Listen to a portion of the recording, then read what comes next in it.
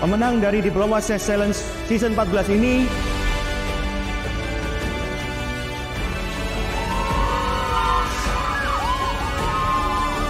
Challengers bagaimana mereka harus berjalan sendiri, membawa sebuah pesan yang menjadi tujuan ketika mereka memulai, yang menjadi purpose awal yang mereka jaga hingga sampai di tujuan. Entrepreneurship is a lonely journey.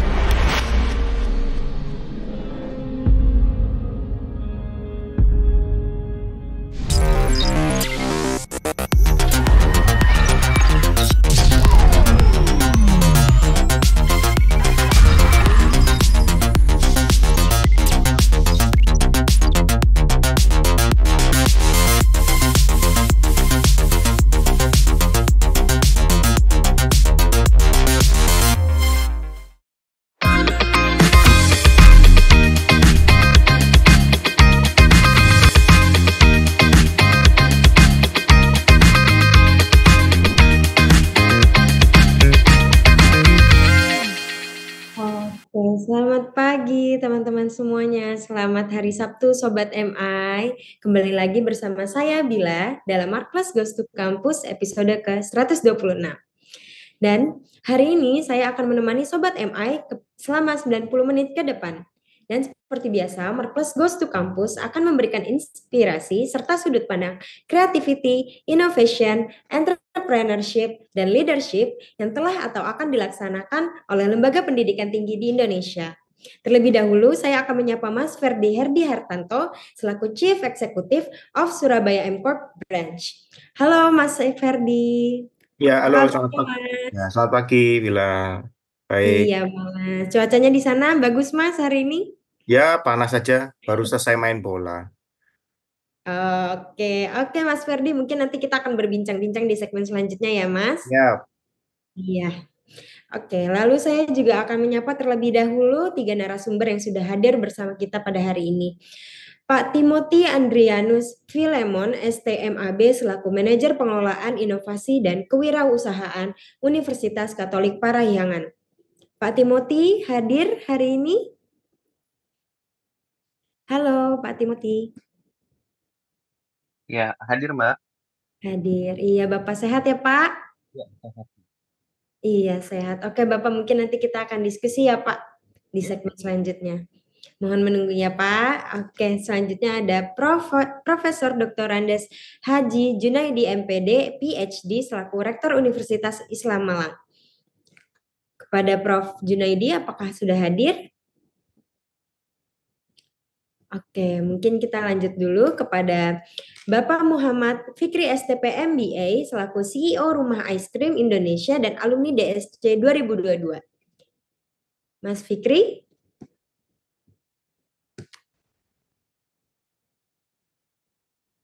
Halo, Mas Fikri.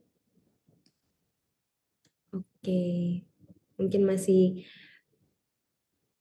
kendala. Oke, mungkin selanjutnya kita lanjut baik Sobat MI. Selanjutnya mungkin kita akan saksikan terlebih dahulu terkait dengan highlight MGTC episode sebelumnya. Proses learning and development itu memiliki 4 karakteristik. Yang pertama adalah learning is personalized, yang kedua adalah learning is contextualized, yang ketiga kita melihat ada learning is socialized. Terakhir adalah learning is tracked. Kenapa personal networking ini ada di entrepreneurial mindset? Karena tanpa kita punya jaringan yang oke atau pas, itu juga akan sulit untuk kita bisa ngembangin bisnis apalagi di masa-masa sekarang. Bagaimana kita jatuh bangun di mengurus himpunan, mengurus kegiatan mahasiswa, itu sebenarnya adalah kesempatan, ya, kesempatan bagi seorang mahasiswa untuk maju. Ya, imbang antara kuliah dengan kegiatan kemahasiswaan yang intinya memupuk jiwa wirausaha dan memupuk soft skill tadi. Pendidikan berkualitas, internasional, tetapi terjangkau. Belajar tidak hanya dibatasi di universitas tersebut, tetapi juga bisa membawa universitas lain di dunia maupun perusahaan-perusahaan dunia ke bangku pembelajaran mahasiswa.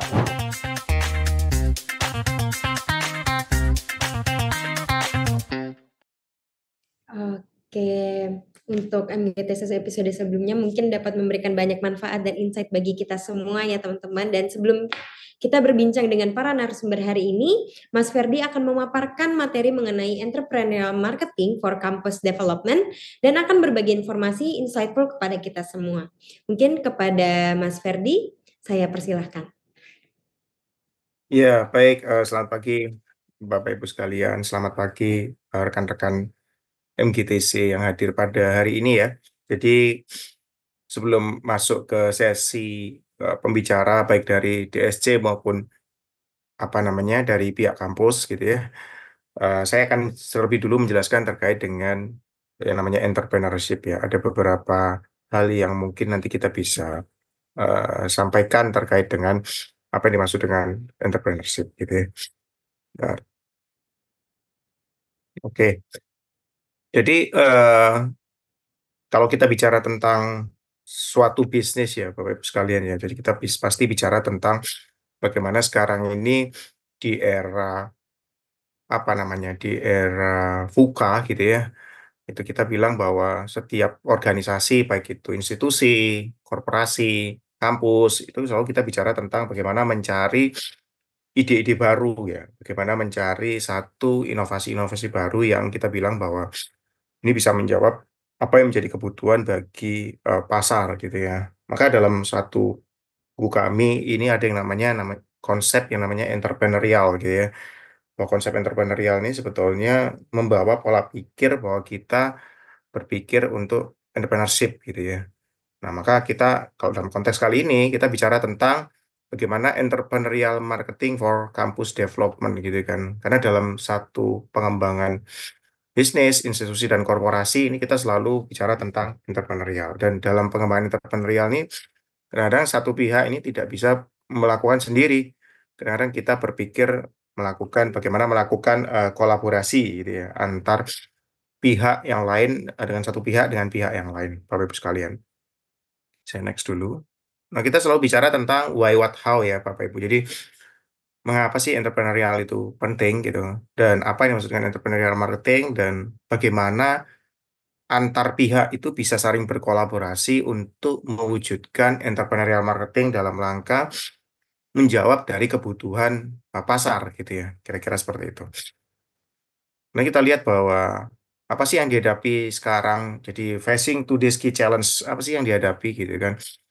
Bahwa kalau kita bilang satu kompetensi SDM, kita lihat bahwa sebelah kiri ya, kita lihat bahwa daya saing SDM Indonesia itu terbilang cukup rendah ya di ruang lingkup ASEAN gitu kan. Faktornya banyak sebenarnya Bapak Ibu sekalian. Salah satu faktor adalah banyaknya mismatch antara kualitas lulusan dan kompetensi dalam dunia profesional ya. Apalagi kalau kita bicara tentang kadang-kadang di perkuliahan diajarin apa, kadang-kadang kemudian di dunia kerja kebutuhan kompetensinya seperti apa. Ini kadang-kadang tidak selalu match terkait dengan dunia pendidikan. Lulusan dari kampus atau perguruan tinggi kadang-kadang tidak selalu match dengan apa yang menjadi kebutuhan dari dunia profesional, kira-kira seperti itu ya.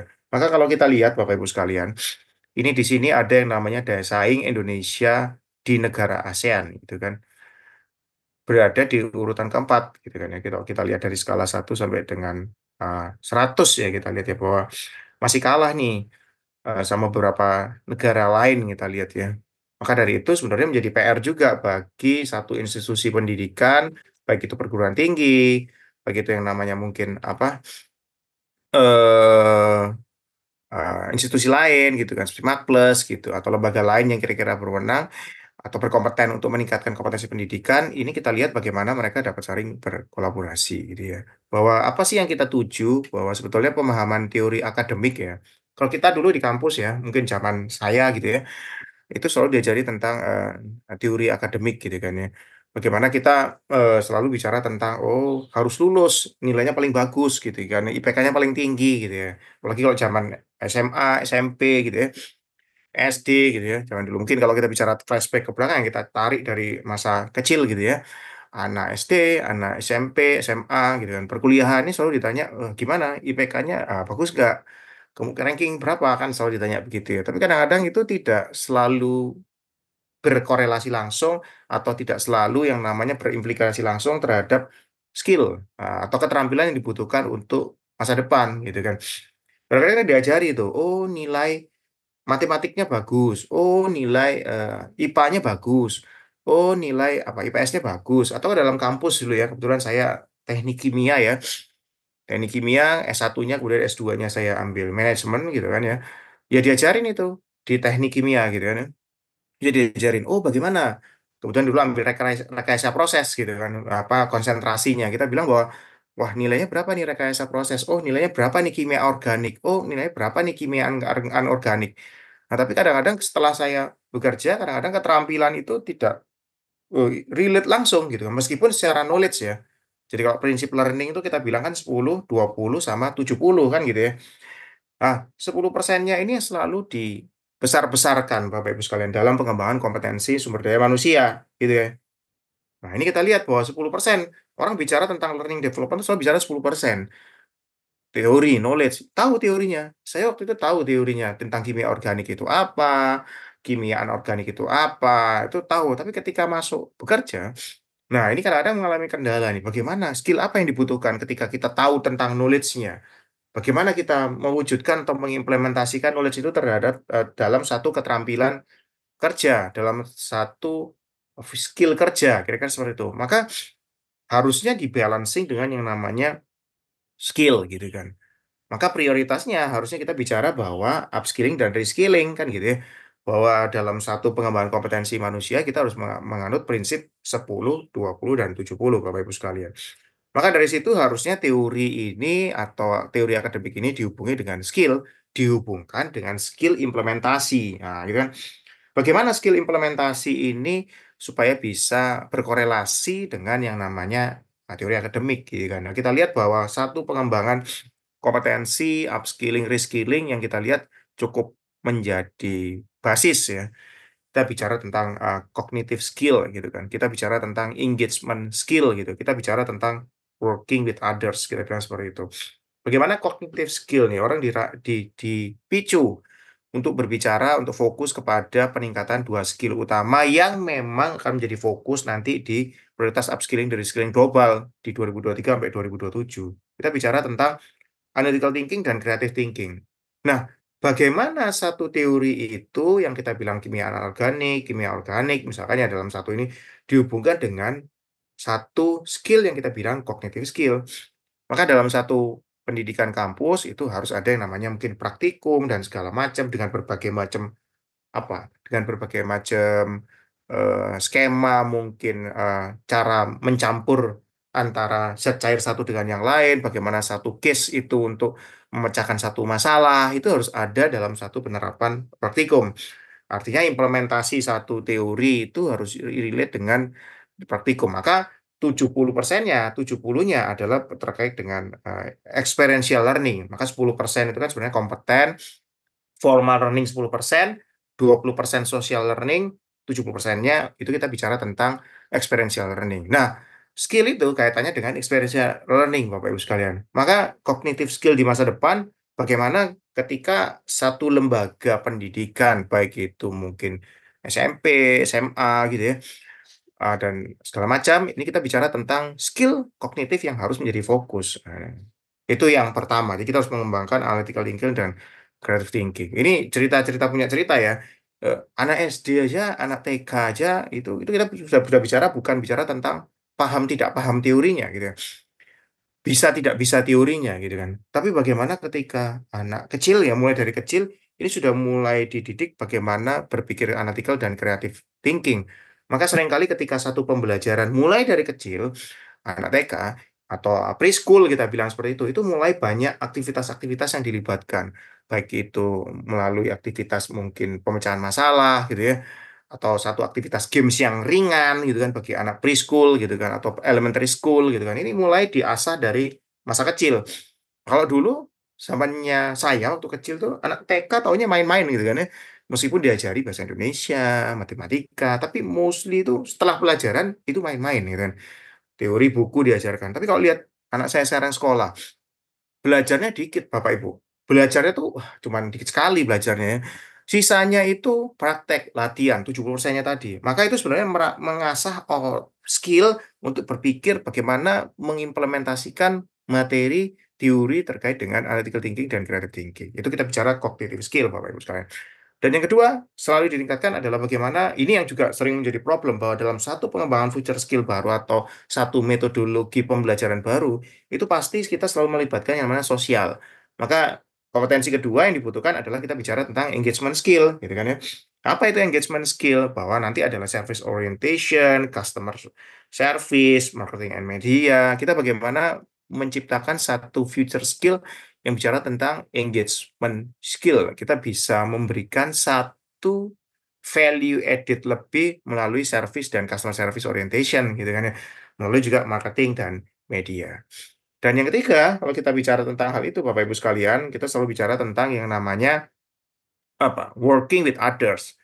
Nah, ini juga preschool ini atau anak elementary atau bahkan sampai sekarang, bagaimana menciptakan working with others ini kita relate-kan dengan satu yang namanya skill atau yang namanya dengan teori akademik. Itu gimana caranya gitu kan ya. Gimana caranya memecahkan satu masalah, kan kita harus berpikir itu kalau kita lihat Bapak Ibu. Kita gimana caranya memecahkan itu? Bahwa kalau kita lihat sekarang pembelajaran baru itu bicara tentang ada dua feature skill yang dibutuhkan. Yang pertama adalah kita bicara tentang ini ya, leadership dan social influence gitu ya. Maka dalam penerapan 70% itu selalu bicara tentang activity. Maka sebenarnya bicara atas itu bicara knowledge ya, analytical thinking. Kemudian yang paling bawah working with others itu bagaimana kita bisa berkolaborasi antar teman ya, antar partner dalam ruang lingkup yang paling kecil. Mulai dari preschool, elementary, SMP, junior high school, senior high school, sampai dengan college, kira-kira seperti itu. Sampai dengan nanti dunia kerja gitu. Kita selalu bicara tentang working with others. Karena kita dalam konsep entrepreneurial nggak bisa tuh kita bergerak sendiri gitu kan. Kita pasti yang namanya harus bekerja berkolaborasi antara satu pihak dengan pihak yang lain, Bapak Ibu sekalian. Nah, ini makanya juga menjadi tantangan bagaimana ketika satu future skill baru yang dibutuhkan itu leadership dan social influence dan empati dan active listening. Wah, ini kalau anak preschool atau dari kecil kadang-kadang sering susah kan ya kita bilang, apalagi kalau udah college. Bagaimana meningkatkan skill yang namanya empati dan active listening gitu kan ya. Wah, kalau diskusi di praktikum atau bisnis case dan segala macam, wah ini kita selalu bicara tentang kita bicara tentang namanya argumentasi. Nah, tapi bagaimana argumentasi yang dibentuk ini bisa membentuk future skill baru yaitu empati dan active listening kan gitu ya. Dan sampai ketika orang kompetensinya sudah bagus, knowledge sudah bagus, tapi working with others-nya, skill-nya ini menjadi rendah gitu ya. Maka itu nanti bisa menjadi bumerang buat kita dalam menerapkan future skill atau dalam implementasinya dalam dunia kerja, Bapak Ibu sekalian. Kira-kira seperti itu ya. Terus, terus. Why case study matter in problem solving today challenge, kita bilang seperti itu. Jadi banyak sekali kita lihat bahwa gimana sih cara pembelajaran supaya bisa lebih experiential learning kan gitu ya. Udah ada knowledge nih, 10% formal learning, baik itu in class, offline, online itu sudah ada. Tapi ketika bicara experiential learning, lah ini menjadi tantangan. Nah, kalau dalam dunia kerja, gampangannya experiential learning itu kita bicara tentang penugasan gitu ya, bicara tentang job rotation, bicara tentang mutasi, ya, bicara tentang beda fungsi unit, pengalihan fungsi unit, job rotation lah kira-kira seperti itu. Dari salah satu experiential learning yang dibentuk gitu kan, supaya dalam pengembangan kompetensi sumber daya manusia dalam satu organisasi ini bisa paham reskilling, kita bilang ya, reskilling untuk kompetensi lain. Nah, kalau upskilling gimana? Untuk jadi staff, jadi supervisor, jadi manajer, itu gimana cara experiential learning-nya? Kita kan harus bikin nih satu case study, satu penugasan yang kira-kira tidak bersinggungan atau tidak merepotkan yang namanya posisi saat ini. Nah, bagaimana dalam dunia pendidikan atau dalam dunia kampus? Ini bagaimana caranya? Nah, salah satu cara untuk menyiapkan experiential learning atau to the challenge dalam ini adalah case study. Nah, tapi seringkali case study ini menjadi tidak efektif gitu ya. Efektivitas pengajaran case study kita lihat dalam dibandingkan cara konvensional gitu ya. Jadi kalau saya ngajar dulu, Bapak Ibu sekalian, saya kuliah gitu ya. Ini kan selalu diajar yang namanya konvensional. Wah, dosennya datang, ngajarin, jelasin gitu ya. Guru juga begitu dulu. Ngajarin, jelasin. Oke, ujian satu, gitu ya. Itu bicara tentang konvensional. Jarang sekali orang menerapkan case study zaman dulu atau penerapan case study dalam satu proses pembelajaran. Kita lihat seperti itu. Nah, tapi kalau kita lihat Bapak Ibu bahwa case study ini seringkali dijadikan salah satu metode untuk menerapkan experiential learning kalau kita lihat ya. Nah, kalau kita lihat bagaimana sih dalam efektivitas penerapan case study method dibandingkan cara konvensional. Nah, ini ada perbandingannya Bapak Ibu sekalian. Meningkatkan kompetensi apa, skill apa kita lihat yang bisa. Ternyata kalau kita lihat dari scoring ya, 1 sampai dengan 5 karena seperti itu ya. Itu kita bilang bahwa ada 3 aspek yang bisa atau 3 skill yang atau kompetensi lah kita bilang seperti itu yang bisa meningkat cukup lumayan signifikan ketika kita bicara tentang penerapan case study method dibandingkan cara konvensional mungkin ya belajar dan segala macam. Ini kita lihat yang pertama adalah problem solving. Yang kedua adalah interpersonal skill gitu ya, hubungan antara satu pihak dengan pihak lain. Yang ketiga adalah self awareness gitu ya. Jadi pemahaman kita terhadap satu kasus. Yang pertama dulu kita bicara problem solving. Loh, ini kok ada tulisannya, ada problem solving. Kita bicara yang pertama dulu, kita bicara tentang problem solving gitu ya. Bagaimana nih kalau kita problem solving? Nah, ini seringkali kalau dalam saya ngajar di beberapa kesempatan atau di beberapa satu pembelajaran umum, kita bicara tentang yang namanya case study. Nah, ini ternyata kalau dalam belajar case study juga nggak gampang, Bapak Ibu sekalian. Apalagi kalau sekarang acuannya adalah Harvard gitu ya. Ini ngajar di satu case study tertentu ini menjadi tantangan, bahkan bagi dunia korporasi, bahkan bagi dunia saya ngajar di executive education class itu, orang praktisi memahami bahasa Inggris saja sudah butuh effort, apalagi memahami case-nya gitu ya. Nah, kalau tidak paham tentang kontennya dari sisi case study, ini percuma Bapak Ibu sekalian. Maka kalau kita lihat bagaimana satu metode pembelajaran case study ini menjadi efektif ketika itu bisa meningkatkan satu skill baru. Nah, kalau kita lihat dalam hal itu bahwa ternyata terbukti bahwa studi kasus 41% lebih efektif dalam mengembangkan problem solving, Bapak Ibu sekalian. Ini terjadi nih. Saya bagi menjadi berapa kelompok gitu ya. Saya menjadi berapa kelompok, kemudian dengan berbagai macam karakter orang gitu ya. Saya selalu membagi case study atau kelompok itu dalam berbagai macam ruang lingkup jenis pekerjaan itu. Misalkan dalam satu kelompok nggak boleh sama tuh satu industrinya. Ada industri A, industri B, industri D dalam satu kelompok. Tipe orang juga harus beda-beda. Ada yang dominan, ada yang mungkin emotif. Nah, kalau kita bilang DISC lah ya. Atau ada yang direktif banget gitu kan. Ada yang sportif banget. Nah, itu kita lihat bagaimana ketika dalam satu konsep diskusi kita tidak hanya berbicara tentang case-nya saja. bagaimana cara mendelivernya, bagaimana cara mengelompokkan antar kelompok gitu kan. Anggotanya antar kelompok. Maka dari itu lintas industri saya satukan, dari beberapa industri, lintas karakter orang saya satukan. Maka dari situ akan kelihatan Bapak Ibu sekalian bahwa karakter orang yang sportif, kadang-kadang mereka problem solving-nya tinggi, tapi nggak mau ngomong kan gitu ya. Nah, itu melatih apa? Ternyata melatih poin 2, yaitu interpersonal skill, kan gitu ya. Bagaimana cara dia supaya bisa berargumentasi. Jadi ketika saya case tadi tuh melihat tuh, orang ini kok diem ya. Tapi kayaknya kalau diskusi, kalau nanya di lecturer itu tajam. Nah, maka ketika diskusi saya pancing nih. Menurut Bapak bagaimana nih? Ada case begini, kira-kira situasi, komplikasi, dan implikasinya apa bagi satu bisnis case ini? Nah, itu ngomong Bapak Ibu sekalian. Nah, akhirnya satu pihak dengan pihak yang lain saling melengkapi. Itu problem solving skill 41. Dan kedua adalah personal skill.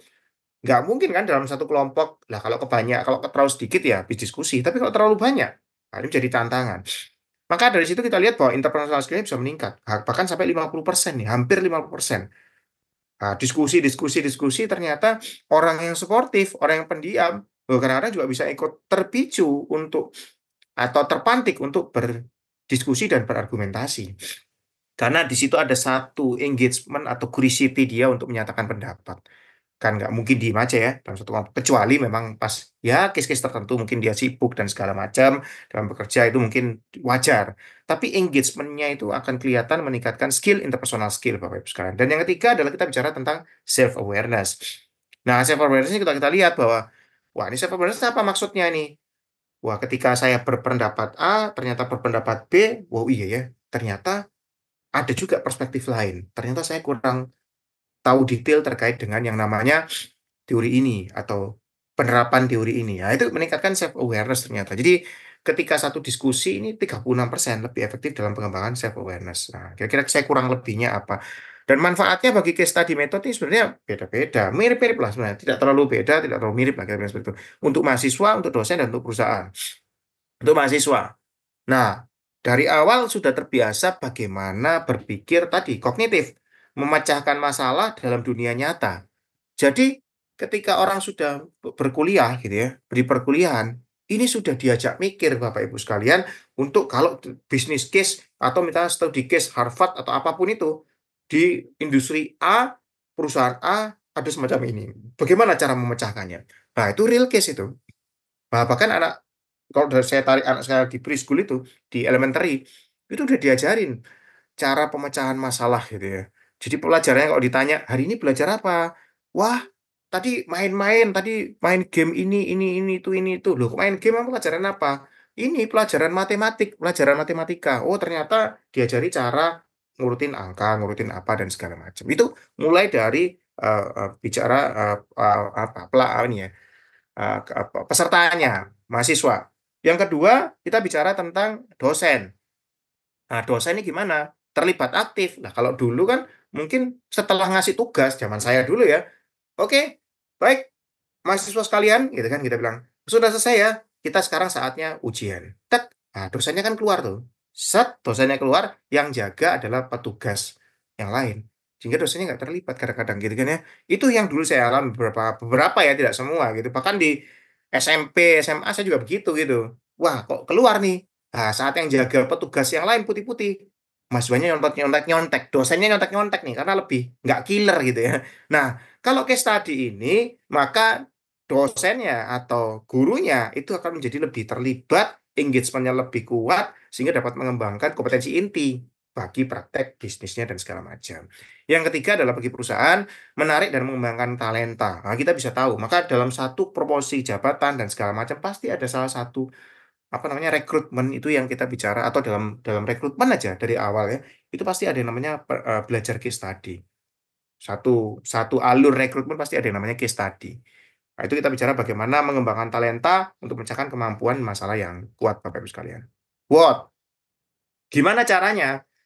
Lah, kalau caranya sebetulnya kalau entrepreneurial marketing itu sebetulnya ada dua ya. Ada Ciel dan PIPM. Ciel itu bahasa Perancis, artinya langit gitu ya. Ciel, bawahnya PIPM. Creativity, Innovation, Entrepreneurship, dan Leadership. Bawahnya apa? Productivity, Improvement, Professionalism, dan Management gitu ya. Nah, nggak bisa tuh kita bicara tentang PIPM aja, productivity, improvement, apa yang kita kembangkan. Oh, kurikulumnya kita tambahin sedikit lah, begini, begini, begini, begini. Oh, kita harus mencetak lulusan yang profesional, begini, begini, begini, begini. Wah, kita nanti harus bicara tentang PIPM. Kita harus nanti bicara lulusannya harus menjadi managerial level dalam satu organisasi atau institusi. Begini, begini, begini.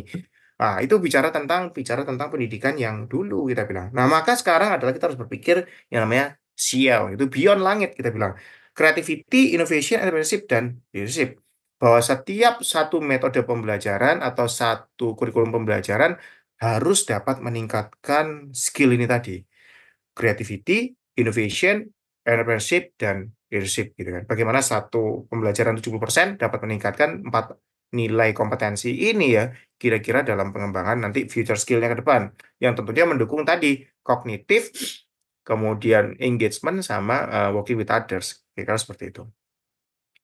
Nah, before class, during class, dan after class gitu ya. Ini keterlibatannya apa rules-nya kalau kita lihat. Nah, maka harus jelas nih. Kalau ada satu penerapan case tadi dalam satu experiential learning, ini harus jelas peran-perannya. Before class-nya apa? Facilitator atau teacher-nya lah, atau lecturer-nya, kita bilang harus apa? Menugaskan kasus dan bacaan, mempersiapkan kelas, dan dapat berkonsultasi, diskusi dengan rekan kerja. Itu facilitator. Yang kedua, bagi student atau college-nya, kira-kira seperti apa? Menerima case, persiapan individu, kalau tugas individu, berdiskusi dengan rekan kelas. Nah, itu kan dibaca dulu biasanya. Kita kasih dulu. Jadi, dosennya atau pengajarnya, mahasiswanya harus sudah tahu dulu sebelumnya. Gitu ya. Case-nya seperti apa. Sehingga nggak hari-hari baru dibagi. Nah, nanti puyeng nanti diskusinya. Wah, ini gimana dan segala macam. Yang kedua adalah during class. Nah, ini terlibatan fasilitator menjadi kuat. Memvalidasi dan mengevaluasi setiap tanggapan. Jadi kita harus lihat nih, tanggapannya orang A, tanggapannya orang B, C, D, dan seterusnya. Kita harus tanggapi bahwa jawaban itu apa akurat atau tidak, memastikan tepat atau tidak. Dan yang kedua adalah mengajukan pertanyaan lanjutan. Jadi ditanya, kenapa kok begitu? Kenapa nggak kayak A? Kenapa nggak kayak B? Kira-kira seperti itu. Yang ketiga adalah mendorong siswa untuk menganalisis dan merefleksikan masalah dari sudut pandang tokoh utama, pemangku kepentingan, dan atau konsultan. Coba kita lihat, kita coba bayangkan. Bapak, Ibu, coba kalau Bapak Ibu berada pada posisi orang tersebut dalam satu organisasi. Kira-kira apa yang Bapak Ibu lakukan? Kalau Bapak Ibu punya organisasi tersebut, kira-kira apa yang Bapak Ibu lakukan? Coba bayangkan. Baik dari perspektif apapun, kalau balance scorecard kita bicara tentang perspektif finansialnya gimana, kemudian kita bicara tentang customer-nya gimana, pemasarannya, operasional business excellence gimana, sama orangnya, kompetensi orangnya gimana. Coba bayangkan Bapak Ibu sekalian, itu dalam konteksnya kita harus melihat secara komprehensif. Yang keempat adalah mengarahkan kembali percakapan jika diperlukan. Kita harus fokus, kadang-kadang diskusi itu kemana-mana, nggak nyambung itu satu dengan yang lain, sehingga seringkali terdistraksi, maka kita harus fokus mengarahkan. Dan yang kedua, bagi student adalah apa? Mengenali dan menjelaskan masalah. Jadi kita selalu memberikan kesempatan kepada mahasiswa atau audiensi untuk mengenali masalah dan menjelaskan. Apa sih kalau kita bicara konsultan, SCQE, Situation, Complication, Implication, Answer, dan Need Payoff gitu ya. SCQE, answer-nya, Complication, Need Payoff, kira-kira seperti itu. Yang kedua adalah mengidentifikasi dan mengenali opsi yang diberikan. Jadi mereka kita bebaskan untuk memberikan berapa opsi. 1, 2 opsi sembarang, terserah. Yang ketiga adalah mengusulkan dan memperdebatkan solusi yang mungkin diperdebatkan. Jadi jangan sampai solusi yang disampaikan solusi yang ya memang tidak bisa diperdebatkan. Nah, itu kalau diskusi case, saya membawakan case itu akan menarik gitu, case-nya. Nah, tapi problemnya kadang-kadang di kita itu adalah kadang-kadang, oh ya saya sama nih dengan kelompok A, oh saya sama dengan kelompok B, oh solusi saya sama, oh saya mirip-mirip lah gitu kan gitu. Nah, kalau sudah bicara mirip-mirip, ini kita bukan bicara tentang yang namanya tadi cognitive skill. Karena orang bicara bahwa sama nih analytical dan kreatifnya sama. Nggak bisa, karena harusnya kita tanya, kenapa bisa sama? Apa pandangan Bapak Ibu, kenapa kok bisa solusinya setuju sama? Padahal tadi pemahaman case-nya beda. Kira-kira apa? Industri apa yang menyebabkan beda, industri apa yang menyebabkan sama? Jadi kita coba argumentasikan kalau jawabannya mirip-mirip. Ini karena kan berapa case sih? Sama Mas, dengan kelompok sebelumnya. Sama. Bagi 4 kelompok. Sama semua. Nah, kelompok pertama yang paling beban moral tuh presentasi. Kelompok 2, 3, oh sama gitu. Tapi ada juga yang kadang-kadang diskusinya kalau case-nya benar-benar tahu, benar-benar paham mereka gitu ya. Itu, wah saya nggak setuju Mas dengan ini, karena kalau begini nanti sudah pernah diterapkan di perusahaan A, nggak cocok ini nanti, budgetnya besar, cost-nya besar. Kita pakai yang quick win, pakai yang ringan tapi bisa menjawab solusi. Nah, itu seru tuh kalau diskusinya itu. Nah, itu pasti berdasarkan dengan kompetensi dan self awareness-nya orang gitu kan. Yang keempat adalah prediksi dampak dari tindakan tersebut. Nah, ini kita lihat bahwa kita harus memprediksi. After class, mengevaluasi dan mencatat, mengevaluasi materi dan seterusnya. Sampai dengan student, mereview dan segala macam Bapak Ibu. How-nya bagaimana? Nah, ini maka Magnus Institute punya yang namanya Magnus Institute Case Center. Jadi ada dua, kita balancing antara academic work dan yang kita bicara professional work. Nah, kita gabungkan itu supaya menjadi satu case yang baru untuk mengembangkan kompetensi dari orang gitu ya. Pengaruhnya apa? Ini singkat aja Bapak Ibu. Jadi kita lagi buat case center gitu ya. Value proposition-nya bagi university, bagi enterprise gitu, bagi student itu ada macam-macam ya. Jadi ada contribution atau revenue stream-nya, ada benefit yang didapatkan, ada case distribution. Jadi kalau bagi lecturer, bagi university, nah nanti itu bisa bicara tentang enroll program, bisa dengan case teaching certificate, access to business case catalog, kemudian teaching PPT material. Nah, kalau bagi student apa? Bisa pakai bootcamp dan segala macam. Bisa meningkatkan apa? Business analytics certificate, access to business case catalog dan segala macam. Enterprise apa? Ya, kalau ini bicara corporate branding, talent, sama talent recruitment untuk bicara tentang apa? Mereka dapat apa ya? Bisa memberikan kontribusi case-case-nya ke dalam satu real case dalam satu proses pembelajaran. Jadi case di Harvard kan ini dari real case. Nah, kalau di Magnus ini kita buat dari real case yang ada di Indonesia, Bapak Ibu sekalian. Dan kontributornya bisa dari macam-macam, bisa dari corporate, bisa dari talent recruitment, bisa dari satu industri tertentu.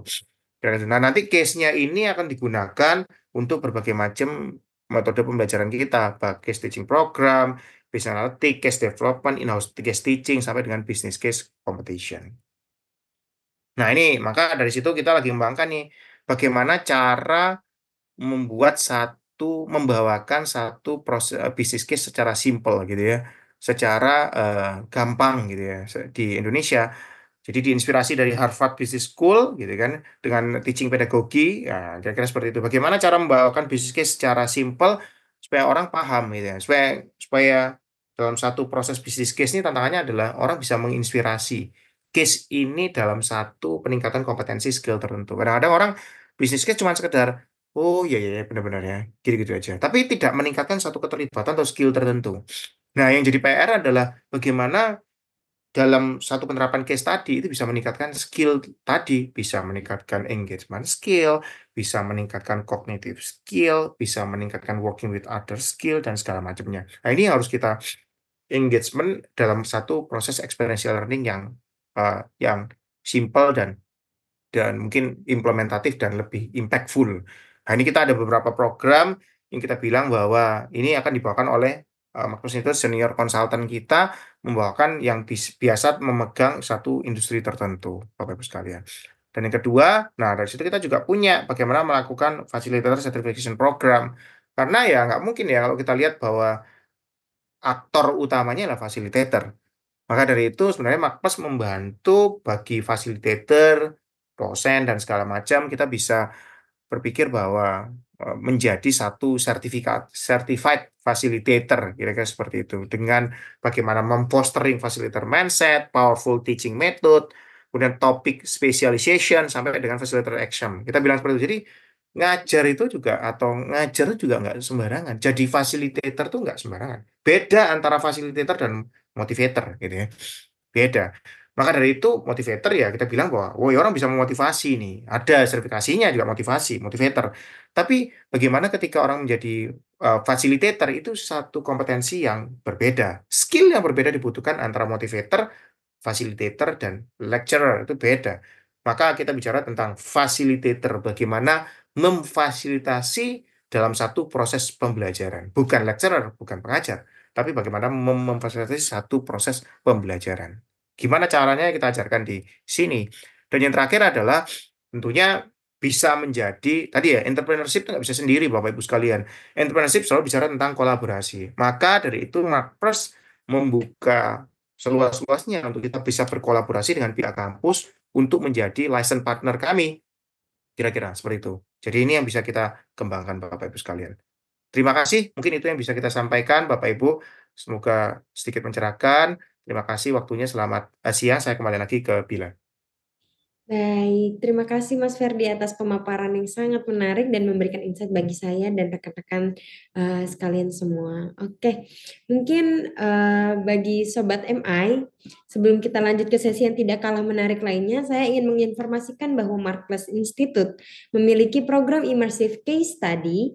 Program ini merupakan program yang membahas tentang case study di bidang bisnis selama 24 episode dengan metode diskusi yang menggunakan kasus-kasus dunia nyata ala Harvard Business School. Nah, jadi tunggu apa lagi? Segera daftarkan diri Anda untuk ikut di Immersive Case Study. Oke.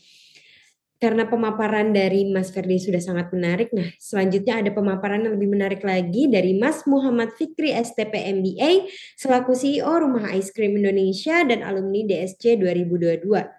Kita akan mengetahui cara menjadi seorang entrepreneur yang dapat mengintegrasikan green and blue economy untuk berkontribusi dalam masa depan yang berkelanjutan. Namun terlebih dahulu kita saksikan tayangan yang satu ini.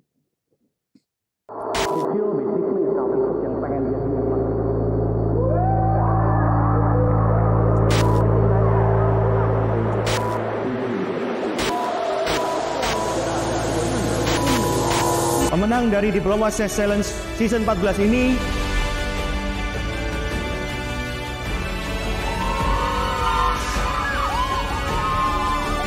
Challengers, bagaimana mereka harus berjalan sendiri membawa sebuah pesan yang menjadi tujuan ketika mereka memulai, yang menjadi purpose awal yang mereka jaga hingga sampai di tujuan.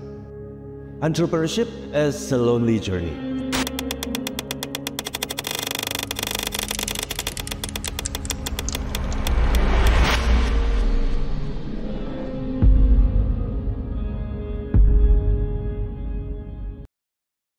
Oke, Mas Fikri sudah hadir? Halo, Mas.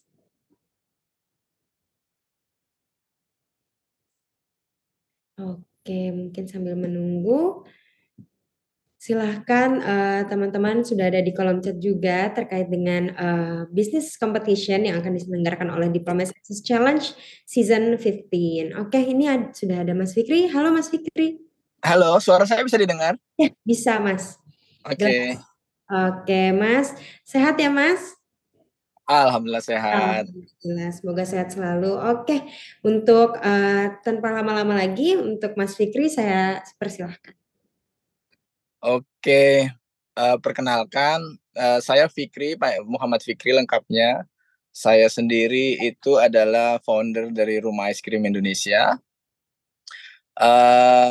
Saya cerita aja mungkin ya di sini. Jadi saya itu memulai situasi itu mungkin sama seperti teman-teman semua yang ada di sini, kebanyakan mahasiswa kan ya.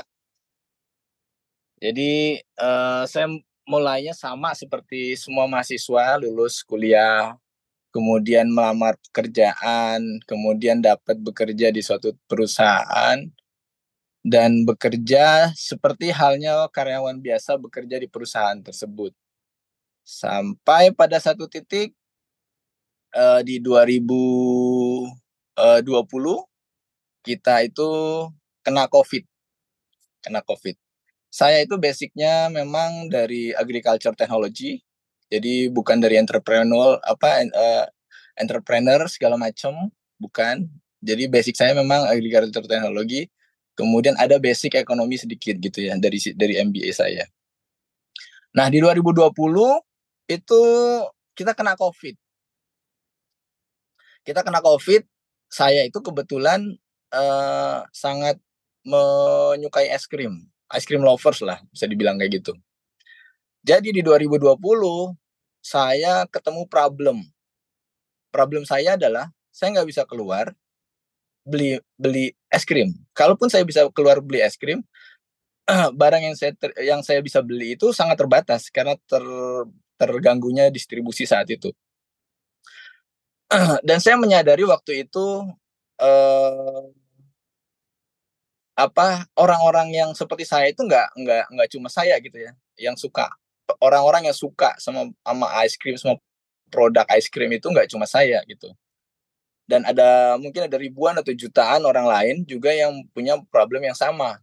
Jadi dia berusaha dia suka ice cream tapi dia punya problem yang mereka tidak bisa yang mereka hadapin karena mereka tidak bisa mengkonsumsi es krim dengan normal gitu ya. Nah, kondisi itu membuat saya berpikir saat saya posisi sedang bekerja di kantoran biasa, saya berpikir keras, terus gimana ya kalau saya suka es krim ini nggak bisa makan es krim, ribet banget nih jadinya. Nah, disitulah saya berpikir tentang suatu problem yang dihadapi oleh banyak orang, yaitu produk es krim yang nggak bisa dikonsumsi oleh banyak masyarakat. Akhirnya saya melihat di situ ada peluang. Peluangnya adalah bagaimana kita bisa mendistribusikan ice cream itu secara online seperti itu ya. Nah, dari ide itu sebenarnya bukan ide yang muncul dengan planning yang kuat, planning yang bagus, itu bukan. Jadi itu ide yang muncul karena memang saya menghadapi problem yang normally saya hadapin setiap hari gitu. Saya pingin makan sesuatu dan saya nggak bisa menemukan solusinya. Sehingga saya berpikir sendiri itu bisa jadi solusi. Di sini saya mau menyampaikan bahwa kadang ide bisnis itu bukan suatu hal yang kita planning dengan detail, rinci, dalam, kemudian kita gali marketingnya seperti apa. Itu bukan. Finansialnya seperti apa, itu bukan seperti itu. Karena apa yang saya alamin itu jauh dari itu. Karena semuanya itu berjalan dengan sendirinya, tanpa ada planning segala macam. Nah, berjalan waktu akhirnya ini menjadi sebuah terobosan. Karena saat itu kita satu-satunya produsen atau distributor ice cream yang bisa mendistribusikan es krim secara online. Satu-satunya. Bahkan brand-brand besar itu belum masuk ke online saat itu di 2020 sekitar bulan Juni. Nah, itu belum ada. Seperti Walls, Campina itu belum ada di market. Jadi kita the only one gitu. Kita mulai dan kita juga beruntung kita bertemu dengan istilahnya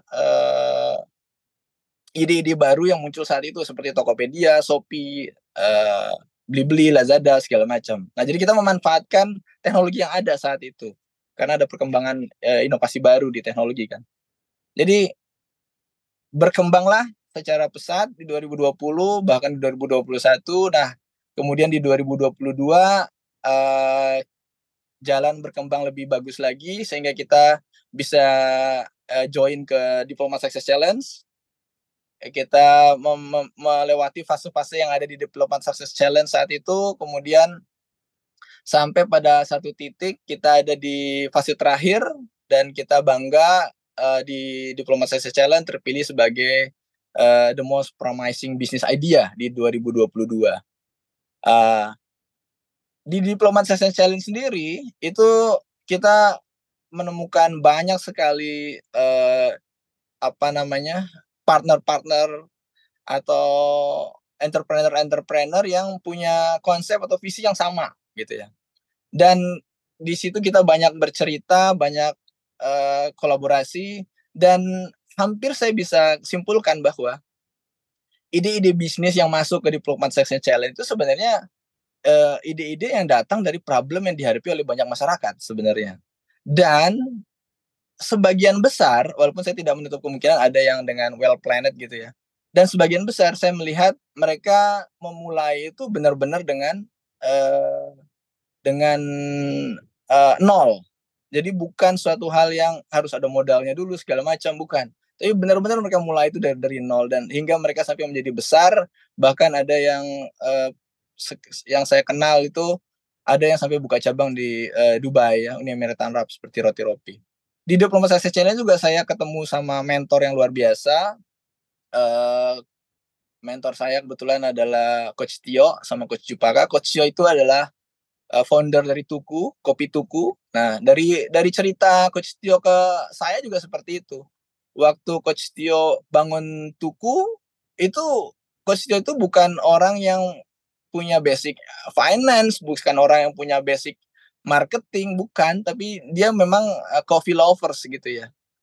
Dan dia melihat problem, kenapa ya Starbucks itu walaupun harganya mahal, di Indonesia buka cabang banyak, yang beli itu tetap rame, padahal harganya mahal, bisa sampai 30 ribuan.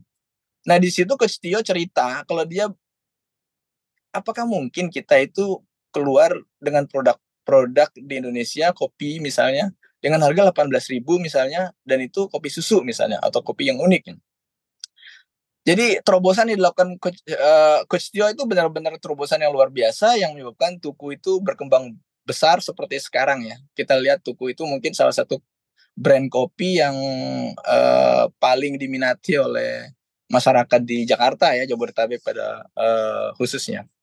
Jadi perjalanan yang saya lihat, saya amatin, dan saya alamin sendiri itu sebenarnya memunculkan suatu kesimpulan bahwa bisnis itu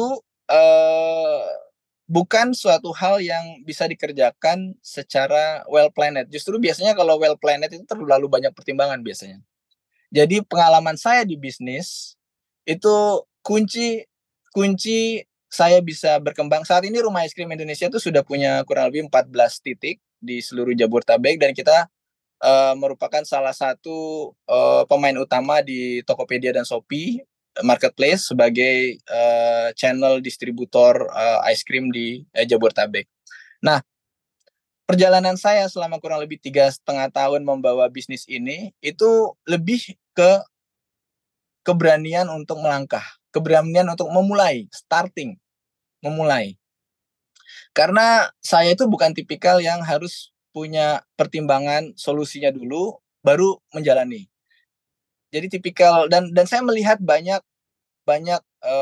founder yang ada yang saya temuin, yang sharing bareng, itu cerita itu lebih ke gue jalanin aja, kita jalanin aja. Setiap problem yang kita hadapin saat kita jalanin, disitulah kita dipaksa untuk kreatif, inovatif. Jadi sisi kreativitas, sisi inovatif itu muncul karena ada tekanan, ada pressure yang harus kita hadapin. Karena setiap kita memulai sesuatu, kita tidak berpikir, nanti kalau ini gimana ya, kalau ini gimana ya. Kita nggak pernah berpikir seperti itu. Saya pribadi nggak pernah berpikir seperti itu. Saya berusaha berpikir, kita jalanin. Ketika ada problem, kita hadapin problemnya. Kebetulan saya di DSC, saya bisa komunikasi atau bertanya dengan banyak mentor, banyak kolega dengan tipikal bisnis yang sama. Dan itu menjadi insight atau solusi yang bisa diimplementasikan di bisnis. Jadi keberanian untuk memulai itulah kunci penting yang saya pelajari, saya dapat atau saya bisa sampaikan ketika teman-teman entrepreneur, calon-calon entrepreneur, mahasiswa-mahasiswa yang punya niat atau keinginan untuk memulai sesuatu bisnis. Dan memulai bisnis itu tidak perlu harus melakukan analisa atau deep analysis atau saya bisa bilang tidak perlu terlalu banyak konsep. Itu saya bisa bilang mungkin tidak perlu terlalu banyak konsep. Just do it. Dan yang paling penting dan bisa membantu, lakukan apa yang kalian sukai. Hobi kalian apa?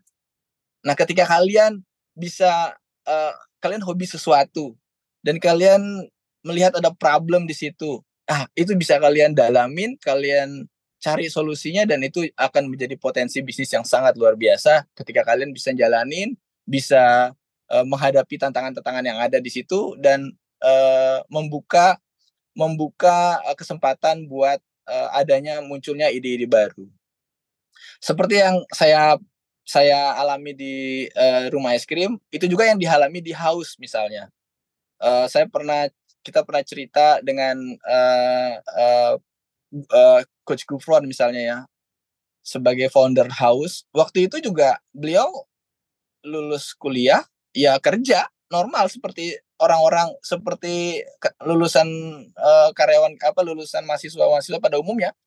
Tapi pada satu titik dia berpikir chat time saat itu merajalela di Indonesia, kemudian harganya mahal di atas 24.000, 25.000, tapi laris banget minuman boba itu, tapi nggak ada produk Indonesianya. Nah, akhirnya di situ dia keluar dengan ide, kenapa kita nggak bisa muncul dengan ide baru? Karena kebetulan dia suka minuman, dia keluarinlah produk mirip seperti chat time, boba-bobaan, tapi harganya 10.000. Which is itu yang affordable buat masyarakat. Dan mereka juga bukan orang-orang dari kalangan menengah ke atas yang punya budget langsung bisa buka cabang banyak, bukan. Mereka adalah orang-orang yang memulai dari nol, dari ruko kecil, kemudian itu berkembang dan pesat sampai sekarang.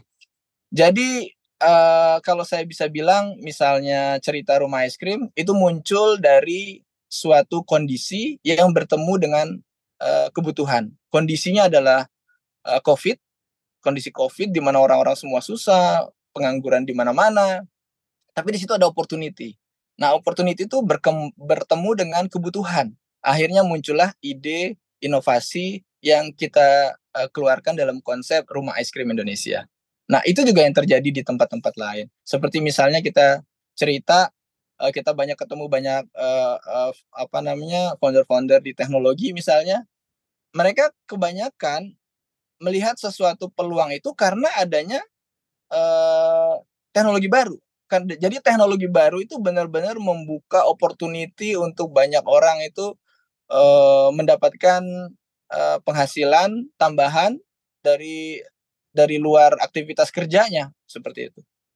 Dulu mungkin orang tidak pernah membayangkan ya, misalnya dari Instagram itu mereka bisa dapetin uang. Mereka nggak membayangkan dari Instagram bisa mendapatkan uang, atau dari TikTok bisa mendapatkan uang. Sekarang dengan adanya teknologi, dari Instagram bisa, dari TikTok juga bisa. Bahkan yang lebih luar biasanya, dulu orang itu tidak pernah berpikir kalau mereka nggak punya barang untuk dijual, mereka nggak akan bisa dapat untung dari Shopee atau Tokopedia. Ternyata perkembangan yang ada sekarang, hanya dengan kemampuan menjual, seseorang itu bisa mendapatkan penghasilan dari Shopee atau Tokopedia, walaupun dia tidak punya barang di Shopee atau Tokopedia.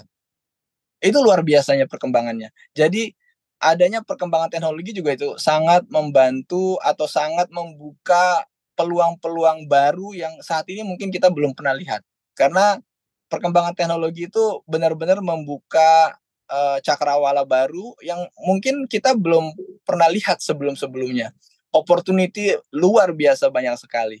Jadi saya melihat sebagai lulusan-lulusan baru yang akan lulus mungkin ya di tahun ini atau tahun depan, era yang dihadapi kalian mungkin adalah era-era yang penuh dengan opportunity, penuh dengan kesempatan. Kalau saya menilai, penuh dengan kesempatan, apalagi kalian punya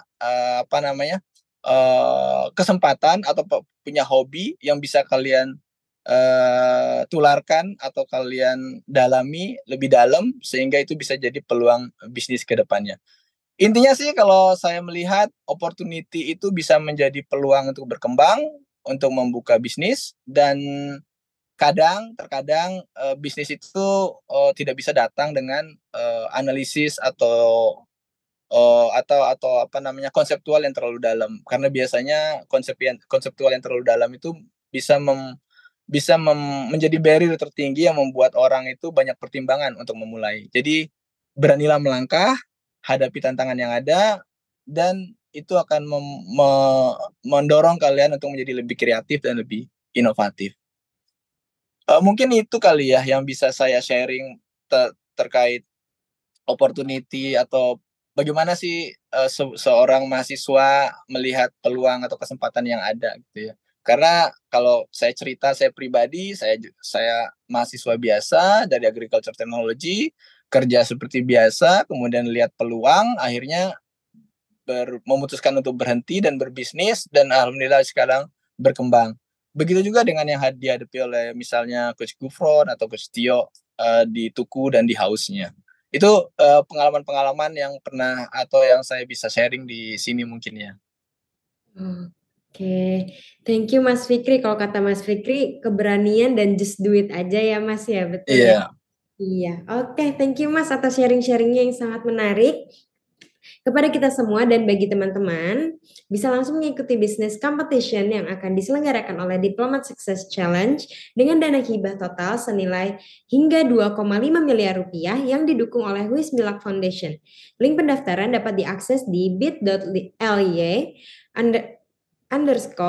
_DSC15_Marketplace dan untuk informasi lebih lanjut silahkan cek Instagram Diplomat Success. Oke teman-teman, selanjutnya kita akan menyaksikan perbincangan menarik dengan Bapak Timothy Andrianus Philemon STMAB selaku Manajer Pengelolaan Inovasi dan Kewirausahaan Universitas Katolik Parahyangan mengenai creativity, innovation, entrepreneurship, dan leadership di lingkungan kampus Universitas Katolik Parahyangan. Baik, terlebih dahulu kita saksikan tayangan profil dari Universitas Katolik Parahyangan.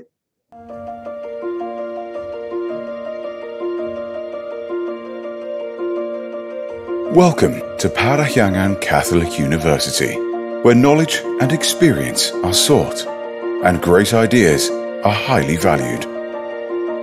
This is the place where traditions are nurtured and history is made. Located in the mountains of North Bandung, UNPAR strives for advancement and innovation in 16 fields of study, namely economics, management, accounting, law, public administration, business administration, international relations, civil engineering, architecture, philosophy, industrial engineering, chemical engineering, electrical engineering in mechatronics, mathematics, physics, informatics. UNPAR provides an accommodative learning environment that creates outstanding graduates who are responsive to current opportunities and challenges. This is the campus where all dreams are inspired and passions are pursued. Through a continuous desire for excellence, achievements after achievements are made possible. UNPAR is a place where diversity is respected and community is built. Divinity, truth, and integrity have become the foundations of our academic culture. With various extracurricular and campus activities, UNPAR has been able to provide a comprehensive education while building the essential virtues of thriving in the present and preparing for the future. With decades of experience and solid foundations, from generation to generation, UNPAR has been recognized at national, regional, and international levels. We proudly acknowledge our professors for their expertise and our staff for their dedication to service. We heartily embrace the trends in digital transformations by adapting to current and future needs and challenges in the context of education. UNPAR believes in developing local potential on the international level. Thus, internationalization is an essential part of our commitment to provide our students and staffs with the needed exposure. This commitment is supported by high-quality facilities and infrastructure throughout the campus. Our efforts towards the future are guided by the spirit of Bhakti Yangri Guna Sunchaya Bhakti, understood as based on the belief in God, the advancement of knowledge and devotion to the community. Compassion and humanity have become the center of our academic endeavors, which are ultimately dedicated to society. Welcome to Parahyangan Catholic University, the answer to the future. We begin here and now.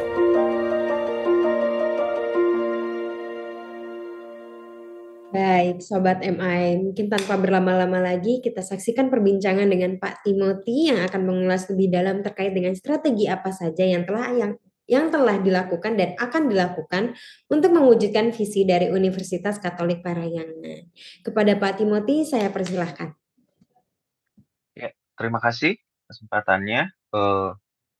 Selamat siang teman-teman, Bapak Ibu semuanya, saya izin share screen dulu.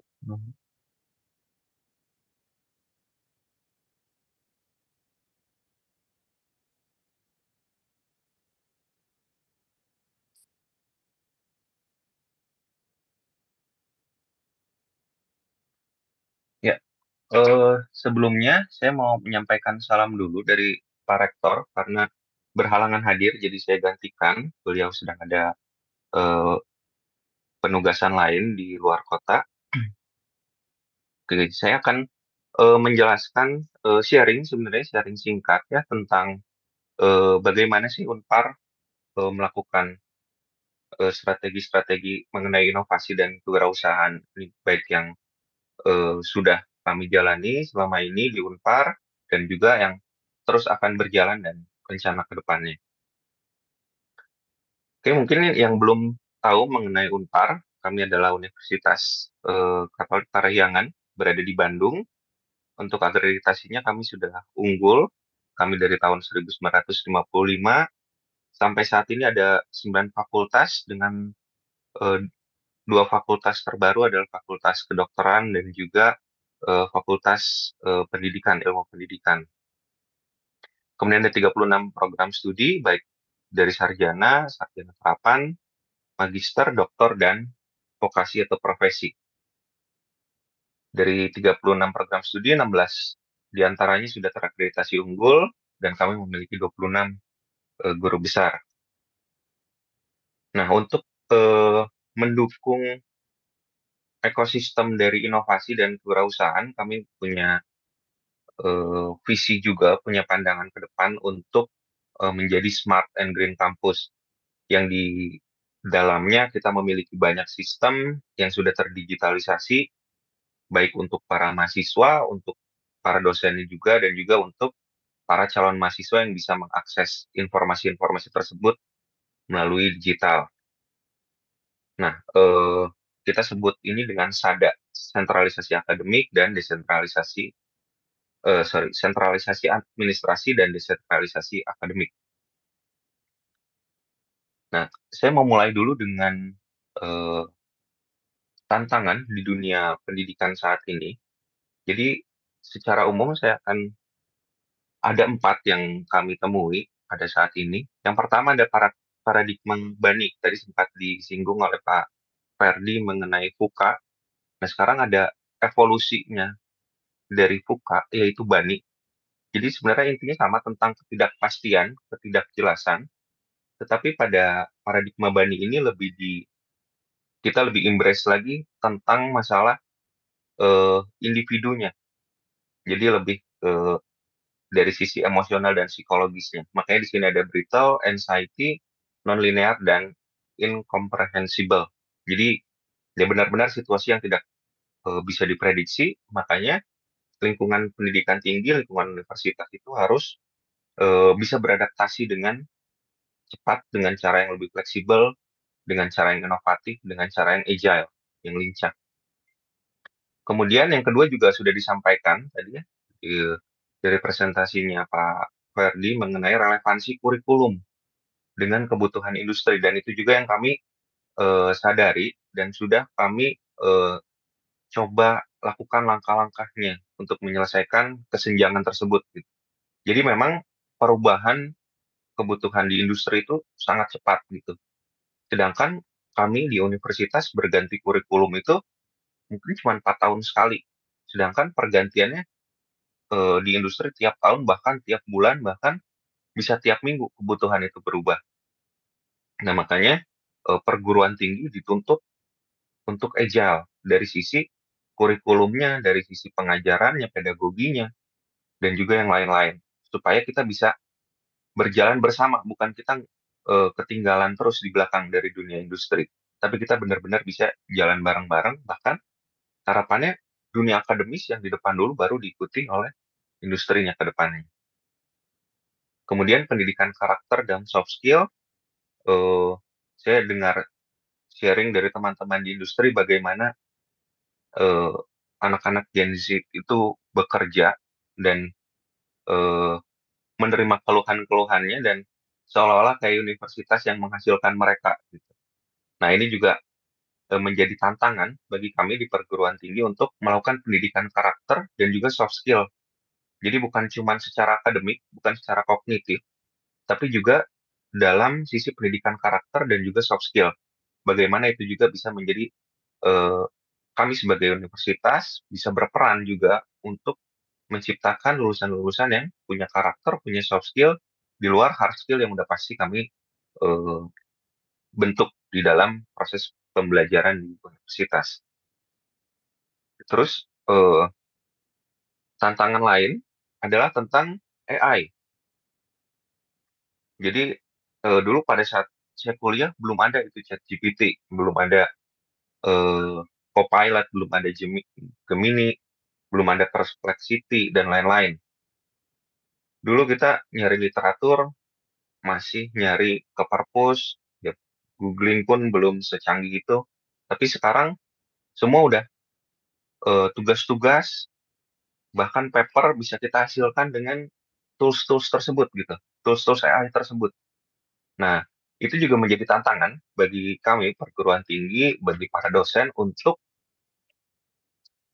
melakukan penyesuaian kurikulum juga. Jangan sampai apa yang kita kerjakan itu bisa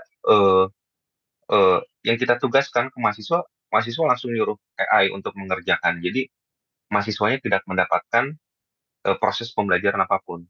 Tapi kita bahkan merangkul AI tersebut, merangkul ChatGPT, ya kita ajarin, tapi mahasiswa dapat melakukan menggunakan AI tersebut dengan bijak, sesuai dengan eh, tujuannya. Oke, jadi ini ada tantangan dulu yang kita hadapi, kemudian bagaimana peran Unpar dalam melakukan inovasi. Nah, dari sini kita merumuskan gimana caranya kita bisa berinovasi dengan efektif dari tantangan-tantangan tersebut. Nah, salah satu kata kuncinya adalah kolaborasi yang kita dapatkan dari Unpar ini. Jadi kita melakukan kolaborasi secara pentahelix, yaitu dengan berbagai stakeholder, baik dari pemerintah, baik dari swasta, bisnis, dari komunitas, dari media, dan juga dari akademis. Dan kita juga melakukan multidisiplin collaboration. Jadi dosen-dosen bukan hanya ketika melakukan pengajaran, melakukan pengabdian, melakukan penelitian, tidak secara yang linear aja kolaborasinya, tapi multidisiplin. Jadi antar fakultas, antar jurusan itu bisa berkolaborasi dan menghasilkan inovasi-inovasi yang out of the box gitu. Jadi bukan eh, yang dosen yang punya latar belakang yang sama aja yang berkolaborasi, tetapi yang lintas disiplin, lintas ilmu. Kenapa kita melihat itu penting? Karena ketika kita bekerja sama dengan baik mahasiswa, baik dosen yang bekerja sama di circle yang sama terus, itu akan ada namanya adalah confirmation bias. Jadi karena dia memiliki pemikiran yang sama, jadi idenya udah dikonfirmasi duluan gitu di lingkungannya dia. Tetapi ketika kita bertemu dengan orang yang lintas disiplin, lintas bidang ilmu, kita dapat validasi dan verifikasi yang sebenarnya atau bahkan bisa melengkapi. Nah, kita menerapkan ini dalam eh, Tridharma perguruan tinggi, yaitu di bidang pengajaran, pengabdian, dan penelitian. Nah, pertama di bidang pengajaran, kami mengajak para pelaku dunia industri untuk memberikan kuliah-kuliah di kelas gitu. Jadi praktisi masuk ke kelas untuk membawakan studi kasus yang mereka alami di industri. Nah, selain itu kami juga melibatkan dalam desain untuk rancangan pembelajarannya, rancangan kurikulumnya, kami juga melakukan magang di industri. Kami udah beberapa semester ini melakukan MBKM, dan yang paling banyak itu memang MBKM magang, MSIB, itu paling banyak diminati. Dan kalau misalnya saya membimbing topik skripsi dari yang sudah melakukan MSIB, mereka punya insight yang lebih. Jadi bukan cuma tahu konsepnya saja di kelas, tapi tahu gimana penerapannya. Dan itu ketika anak yang udah magang dia masih B, kemudian masuk ke kelas lagi, insight itu bisa dibawa dan satu kelas itu bisa dapat insight tersebut. Jadi di bidang pengajaran untuk kolaborasi dengan dunia industri sangat bermanfaat, gitu ya, banyak insight-nya yang bisa didapatkan, bahkan hingga pembukaan program studi baru kalau kami di Unpar, yaitu kami membuka Magister Administrasi Bisnis untuk konsentrasi bisnis rumah sakit, dan juga program studi manajemen itu untuk bisnis keluarga. Karena dari industri itu yang kita dapatkan sangat dibutuhkan sekarang. Jadi industri kesehatan pada saat pandemi kemarin itu sangat berkembang secara pesat, kebutuhan pasarnya pun berkembang secara pesat. Nah, tapi belum diimbangi oleh sistem administrasi, sistem manajemen yang memadai. Nah, dari situ kita masuk untuk memfasilitasi supaya sistem di kesehatan itu bisa berkembang dengan pesat dengan membuka program studi konsentrasi bisnis rumah sakit. Dan juga banyak, ternyata khususnya di Bandung ini tuh banyak bisnis keluarga. Nah, di bisnis keluarga ini kadang ada kesulitan untuk scale up gitu. Jadi Unpar pun memfasilitasi dengan membuka program manajemen dengan konsentrasi khusus bisnis keluarga, karena ada yang membedakan antara bisnis keluarga dan juga bisnis konvensional. Itu di bidang pengajaran. Kemudian di bidang penelitian, kami bekerja sama berkolaborasi dengan banyak pihak. Salah satunya kami Unpar memimpin konsorsium hibah Erasmus Plus dari Uni Eropa.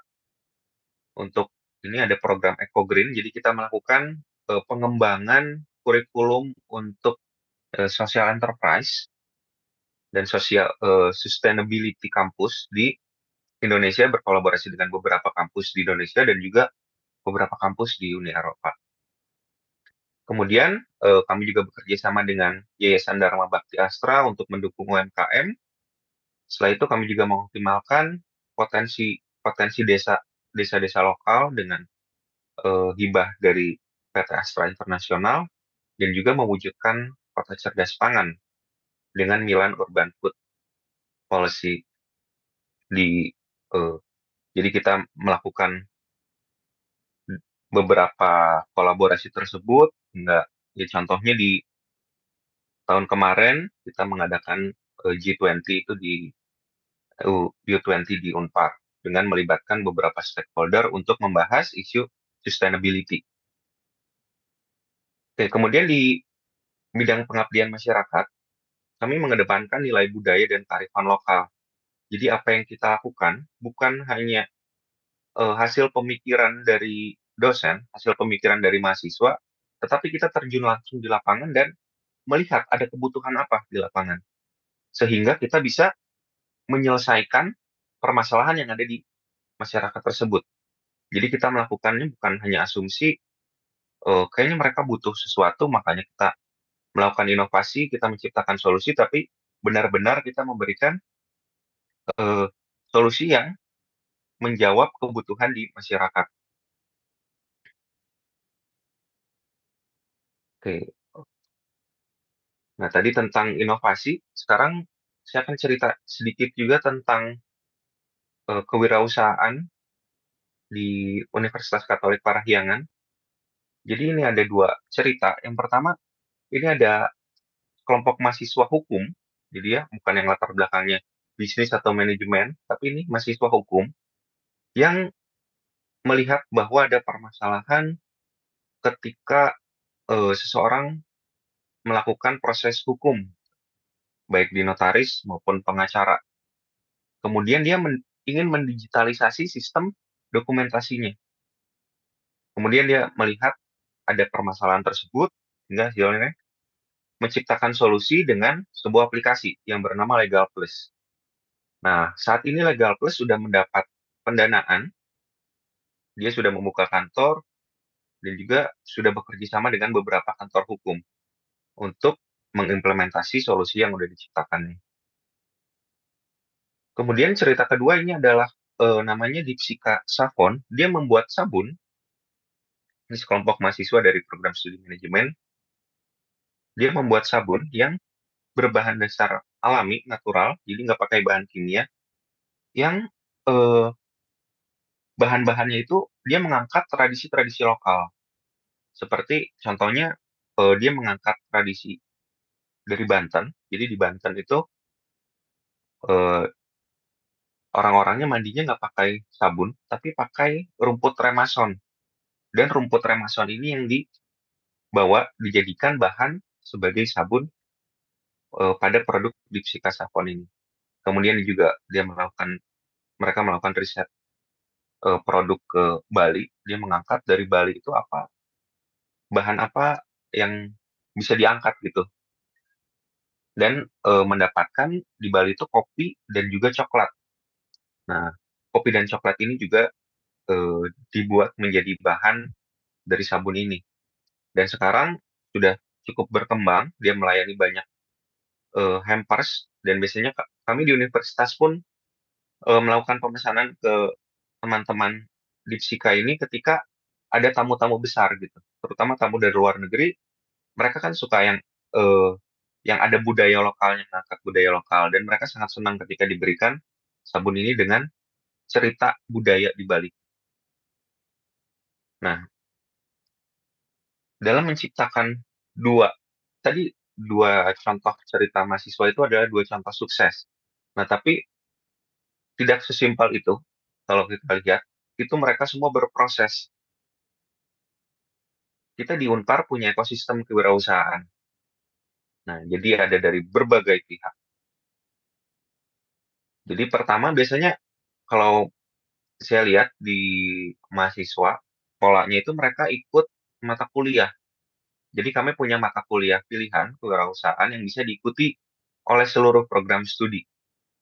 Dan di situ muncul kolaborasi biasanya ketika mahasiswa antar program studi bertemu itu mereka biasanya punya ide-ide yang jadinya lebih menarik, bisa saling melengkapi, dan punya bahkan bisa berdebat juga untuk menghasilkan produk yang benar-benar bagus gitu.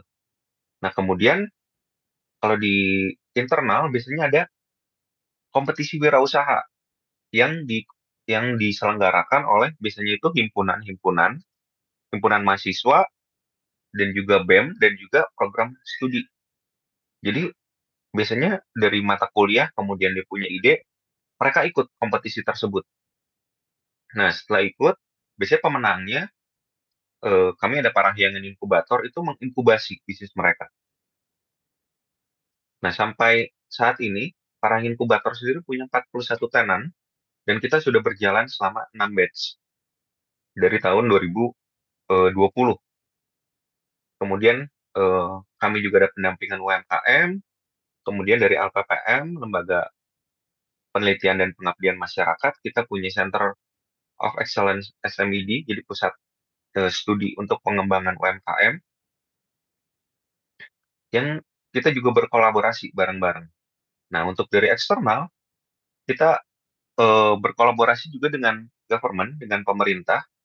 Kita mengadakan beberapa event, ada Entrepreneur Hub dari Kemenko UKM, kemudian dari Kementerian Perdagangan pun kemarin kita bekerja sama untuk di sisi franchise, di mana para bisnis mahasiswa itu ketika mau dikembangkan untuk bisnis franchise. Dan juga di sisi komunitas, jadi kami memanggil mentor-mentor yang memang berasal dari komunitas wirausaha. Jadi wirausaha sendiri yang ada yang alumni, ada juga yang bukan alumni, mereka mau ke kampus, mau bertemu dengan mahasiswa dan mau mentoring dengan mereka.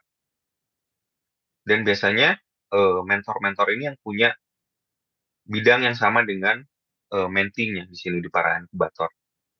Jadi kita saat ini bekerja sama dengan komunitas Idepreneur, kemudian ada Sevenpreneur juga, dan juga ada CI Indonesia.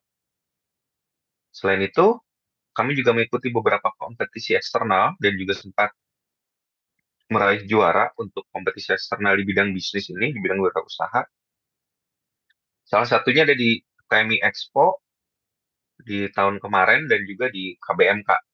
Dan juga tahun ini kami untuk program P2MW ini mendapatkan ada 5 kelompok dari kami mendapatkan pendanaan.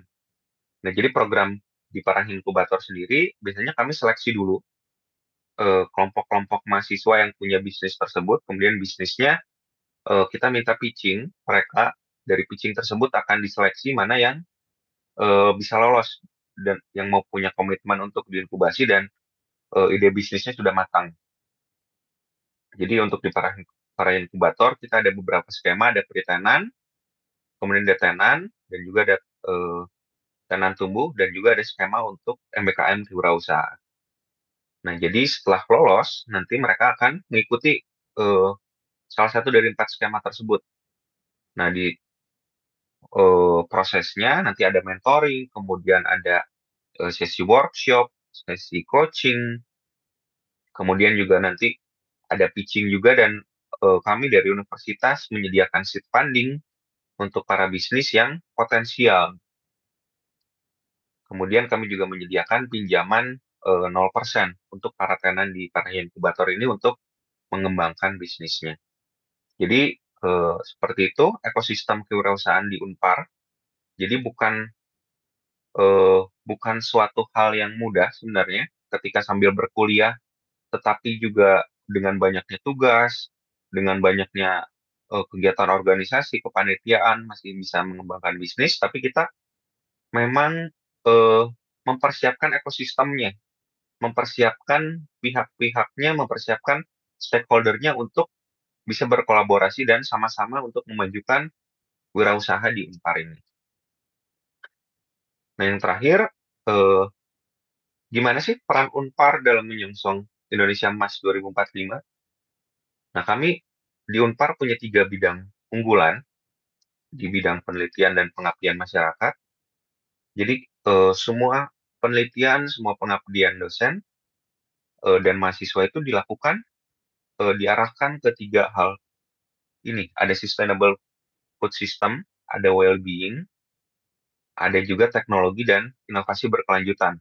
Ya, jadi sustainable food system itu seperti food production, supply chain, untuk food supply chain, ada rantai nilai, ada food processing, ada sustainability food system, ada pangan dan kesehatan. Kemudian well-being itu ada modal alami, sumber daya alam, kemudian ada modal fisik dan finansial. Jadi ini intinya gimana kita bisa meningkatkan taraf hidup masyarakat di Indonesia. Kemudian yang terakhir lebih tentang ke teknologi dan informasi, inovasi berkelanjutan. Jadi gimana kita bisa menciptakan inovasi-inovasi yang mendukung sustainability program. Jadi gimana kita bisa mengurangi carbon footprint, tetapi semua pekerjaan tetap bisa kita lakukan dengan normal.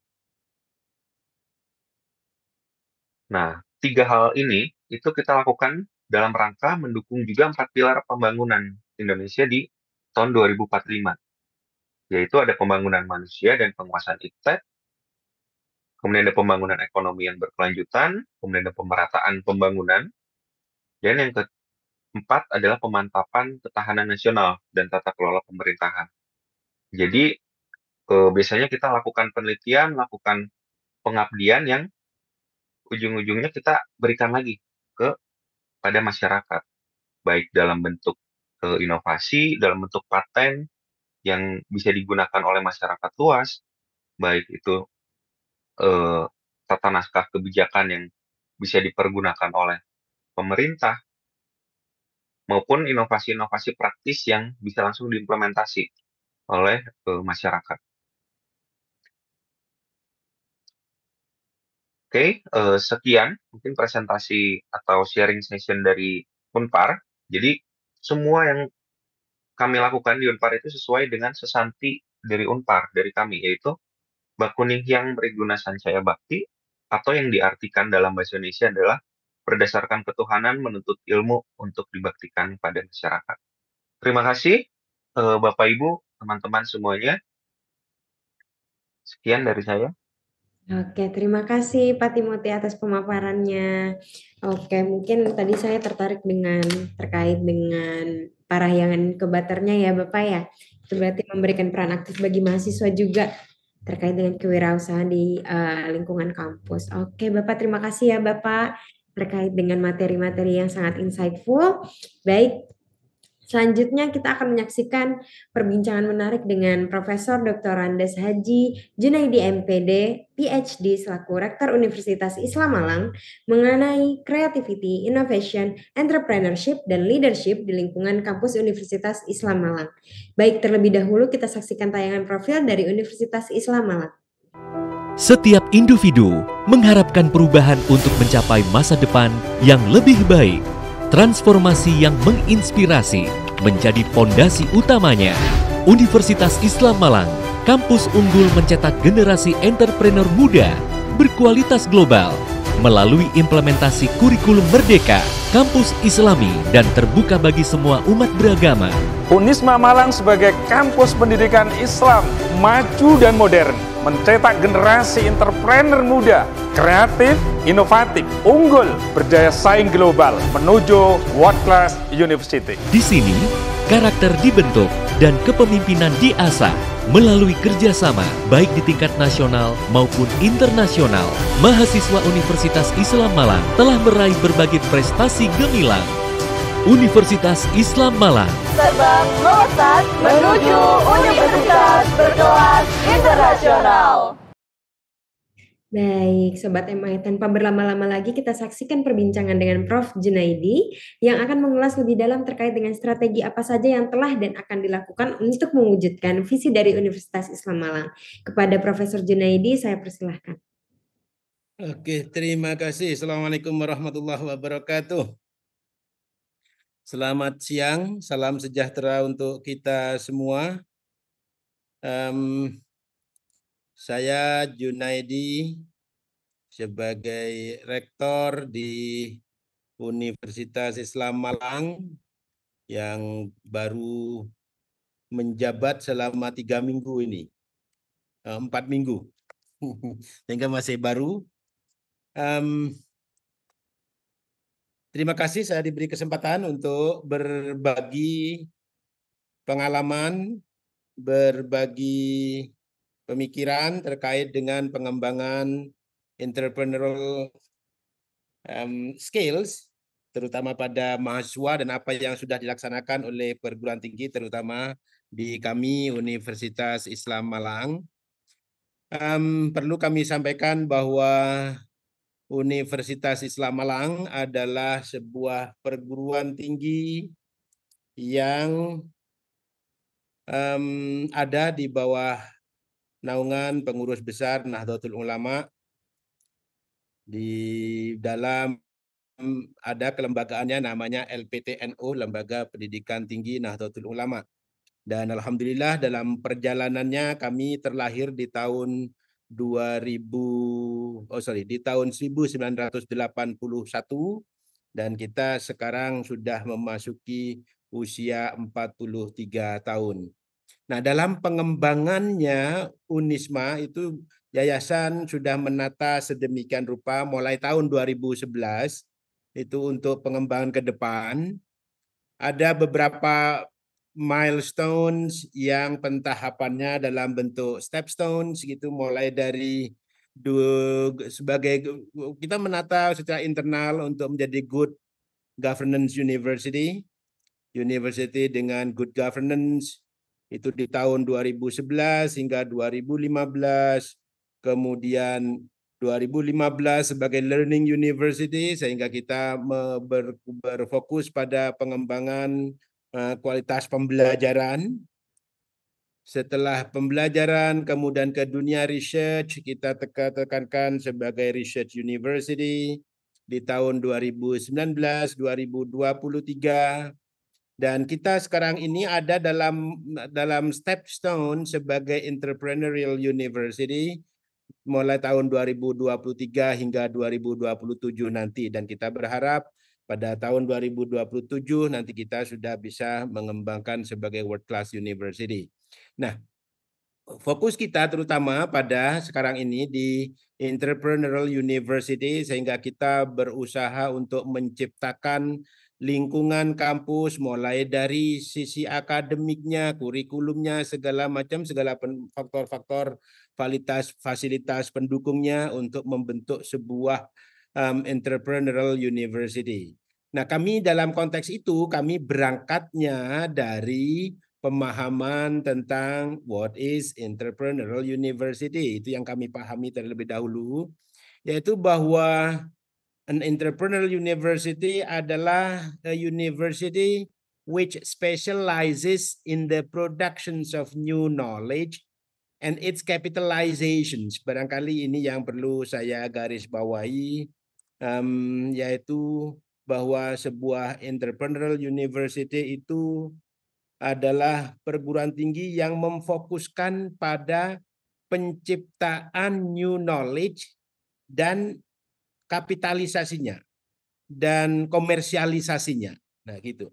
Nah, sehingga dalam konteks ini kemudian kami melihat pengembangannya itu dari awal sebagai teaching atau learning university tadi, di mana pada saat itu kita fokus on transferring knowledge, kemudian research university untuk creating knowledge. Nah, sekarang pada entrepreneurial university itu untuk commercializing knowledge. Nah, pada commercializing knowledge ini kami melihatnya itu dari dua sisi, yaitu pada aktivitas kewirausahaan berbasis research, sehingga itu berarti subjek sasarannya lebih pada dosen. Kemudian ada pengembangan aktivitas dan spirit kewirausahaan pada mahasiswa, yang itu jalurnya lebih pada proses pembelajaran dari perkuliahan. Nah, untuk mengembangkan itu kami memiliki beberapa unit yang bekerja secara berurutan, so one after the other gitu. Yaitu ada Research and Community Service Center, berarti ini lembaga LPPM, Lembaga Penelitian dan Pengabdian pada Masyarakat. Ada Pusat Intellectual Property Right and Innovation Center, Pusat Pengembangan Kewirausahaan dan Inkubasi Bisnis. Itu yang di sini. Kemudian ada lagi sebenarnya ada lagi namanya what is it? Namanya Sentra HKI, Sentra Inovasi dan HKI, Center for Innovations and Property Right. This one. Kemudian ada P2KIB, yaitu Pusat Pengembangan Kewirausahaan dan Inkubasi Bisnis. Nah, kalau dirunut dalam perjalanan pergerakannya, yaitu dosen awalnya akan beraktivitas di laboratorium dengan kegiatan penelitian, kemudian luarannya menghasilkan luaran penelitian, bisa paper dan sebagainya, yang publications. Nah, sampai di situ itu wilayahnya Research and Community Service Center, yang tentu garis ke atasnya di bawah Kemendikbudristek. Nah, pada luaran itu ada produk luaran, bisa jadi produk teknologi tepat guna, bisa jadi hal-hal yang lain, bisa jadi publikasi di jurnal-jurnal, yang atas publikasi itu, luaran itu diklasifikasi menjadi dua, yaitu ada yang berpotensi untuk diurus patennya, maka penelitian yang seperti itu kemudian ditindaklanjuti. Tugas LPPM selesai, ditindaklanjuti oleh Pusat Inovasi dan Hak Kekayaan Intelektual, Intellectual Property Rights and Innovation Center. Nah, ini yang memproses, membantu dosen dalam kaitannya dengan pengurusan hak-hak intelektualnya, paten, mungkin hak cipta dan sebagainya, sehingga Intellectual Property Rights and Innovation Center ini tentu arah ke atasnya, koordinasinya adalah ke Kementerian Hukum, Kemenkumham. Sorry, salah. Nah, pada paten-paten yang didapatkan ini ada 2 kategori juga, yaitu dari sisi commercialization, potensi untuk komersialisasinya. Ada analisis di Intellectual Property Rights and Innovation Center ini, yang dalam analisisnya ada 2 kategori, yaitu tidak berpotensi untuk dikomersialisasikan, maka luaran-luaran yang seperti itu akan dipakai untuk mendukung kegiatan pembelajaran, mendukung kegiatan pengabdian pada masyarakat. Tetapi ada pula yang berpotensi untuk dikomersialisasikan. Nah, pada yang berpotensi untuk dikomersialisasikan itulah maka kemudian ditangani lebih lanjut oleh Entrepreneurial Development and Business Incubation Center, Pusat Pengembangan Kewirausahaan dan Inkubasi Bisnis, P2KIB kami menyebutnya. Nah, P2KIB inilah yang menindaklanjuti temuan penelitian yang berpotensi untuk komersialisasi, yang dalam hal ini ada pendekatan-pendekatan yang dilakukan, yaitu pada Pusat Pengembangan Kewirausahaan dan Inkubasi Bisnis ini lebih mengarah pada hilirisasi atau komersialisasi hasil penelitian. Nah, pada komersialisasi itu maka kemudian bisa bekerja sama dengan perusahaan-perusahaan terkait, atau di P2KIB mendampingi dosen tersebut untuk mengembangkan perusahaan pemula. Nah, gitu. Nah, itu yang dilakukan. Pada sisi lain juga melakukan banyak hal di Entrepreneurial Development and Business Incubation Center ini, pendampingan pada kegiatan-kegiatan kewirausahaan dosen walaupun tidak berbasis penelitian. Nah, itu yang pada pengembangan kewirausahaan yang titik awalnya dari research. Ada pula pengembangan kewirausahaan yang berangkat dari bukan penelitian tetapi dari proses perkuliahan, pembelajaran. Kalau yang berbasis research tadi, sasarannya lebih pada yang dosen dengan berbagai skema penelitian yang dimiliki.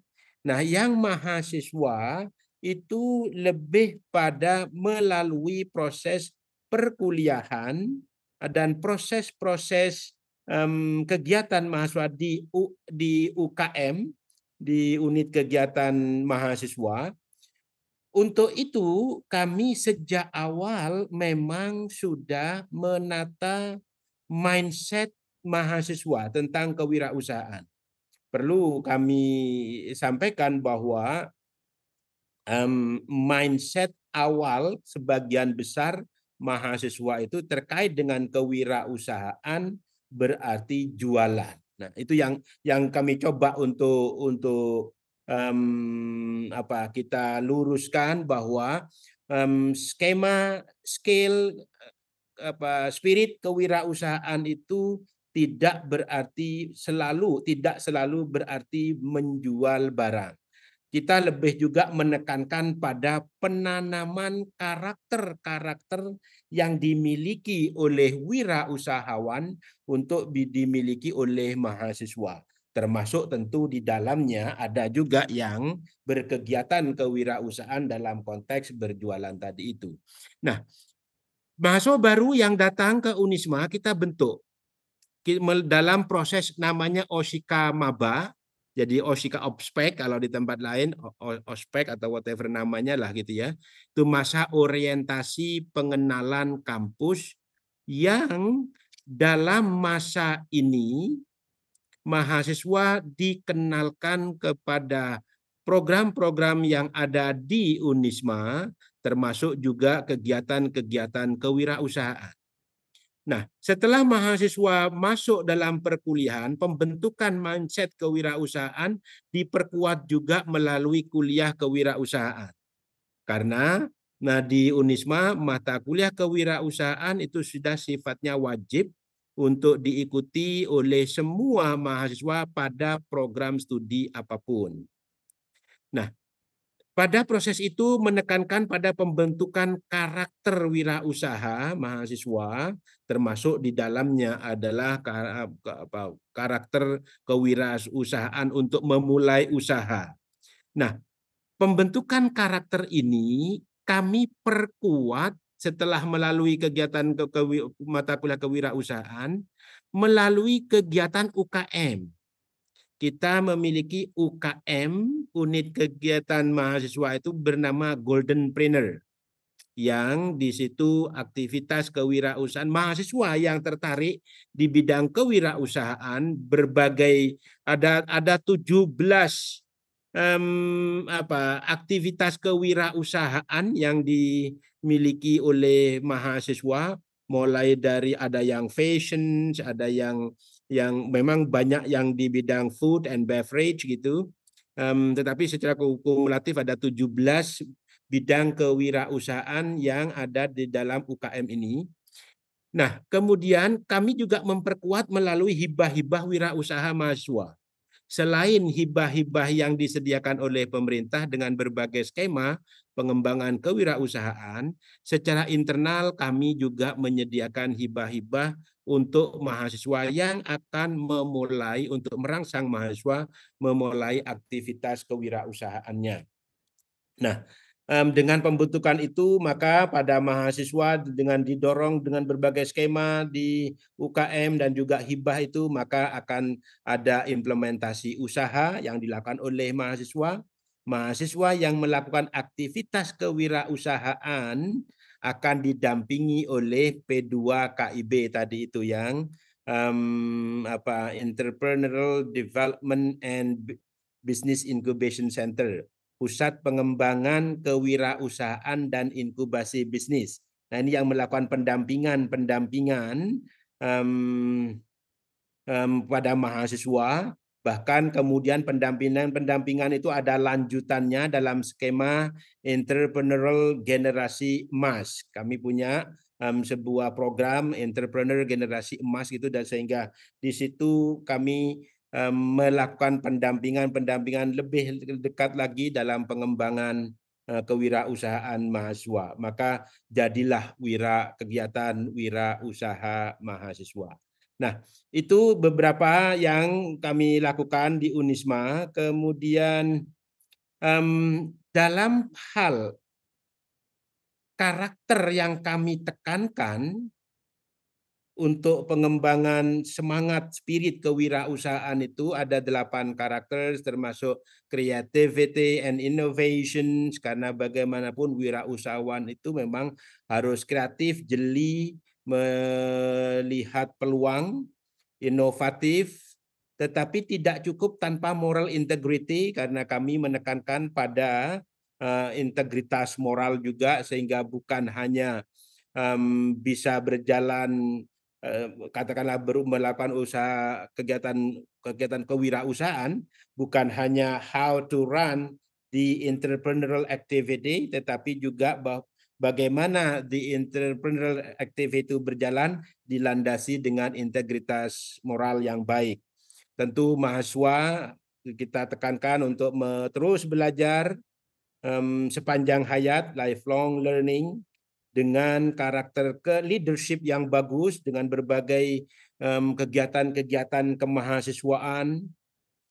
Seorang wirausahawan juga perlu memiliki high sense of achievement, semangat untuk terus berprestasi, ditopang dengan networking yang bagus, senantiasa menciptakan peluang, dan tentu peluang itu dipakai sebagai kesempatan untuk berusaha, namun tetap dalam calculated risk taking. Berani mengambil resiko, iya, tetapi bukan blind risk taking. It has to be calculated risk taking.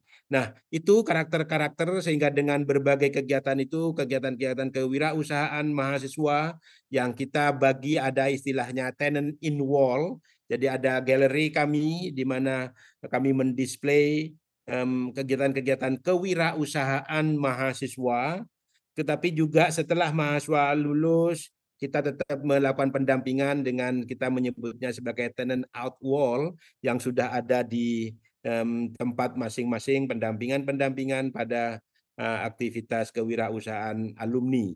Nah, itu beberapa hal yang bisa kami sharingkan untuk sementara tentang bagaimana pengembangan kewirausahaan yang ada di Universitas Islam Malang, yang dalam pengembangan karakter kewirausahaan itu tentu ada karakter innovation, untuk inovatif, kreatif, memiliki leadership yang tinggi, dan sebagainya.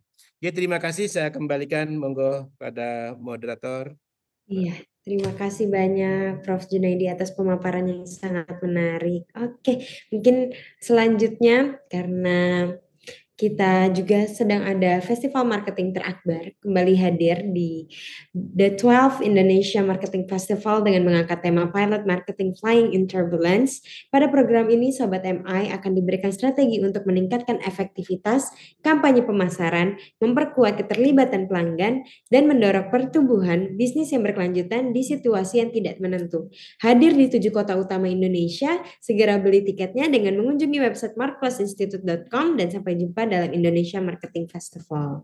Oke, baik Sobat MI, karena terdapat keterbatasan waktu, berakhir pula perjumpaan kita dalam program Markplus Goes to Campus episode kali ini.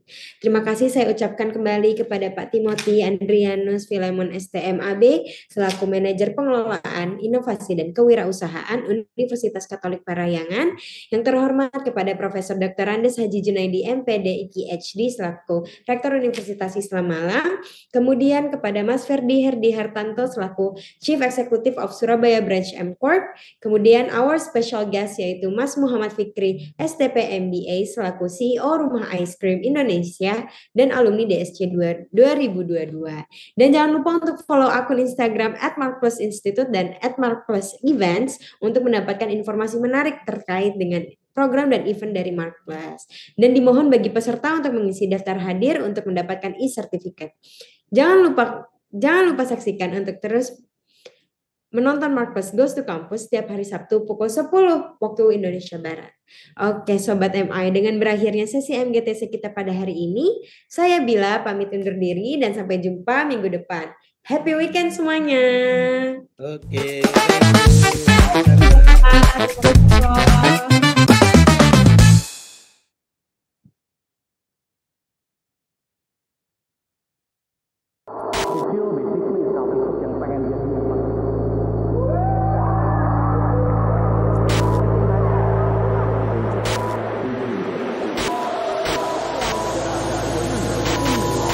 Pemenang dari Diploma Excellence Season 14 ini